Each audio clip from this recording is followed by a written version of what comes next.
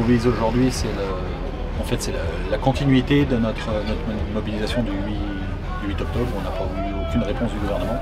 Donc c'est toujours les mêmes sujets, c'est l'agribashing, c'est la signature des accords de libre-échange, c'est la reconnaissance de notre métier tout simplement.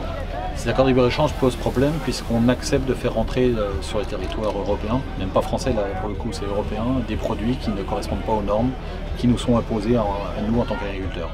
C'est-à-dire des produits OGM, des produits qui peuvent être, des céréales qui peuvent être traitées avec des molécules actives qui sont interdites en France, de la viande qui est élevée avec des hormones de croissance interdites en France depuis bien longtemps. Et donc on accepte par ces accords que de tels produits arrivent dans nos assiettes. Donc nous on n'est pas contre les accords de libre-échange, on est contre le fait qu'il y ait une distorsion de concurrence et si on accepte ces produits-là, on doit pouvoir produire de la même façon. Mais on préférait que ce soit les Canadiens qui se mettent aux normes françaises. Voilà.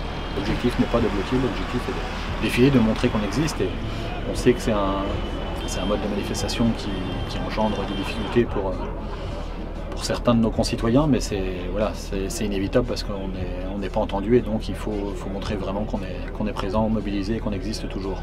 Donc c'est une lettre ouverte en fait au président de la République Emmanuel Macron qui reprend l'ensemble de nos problématiques, de nos doléances et on lui demande des réponses.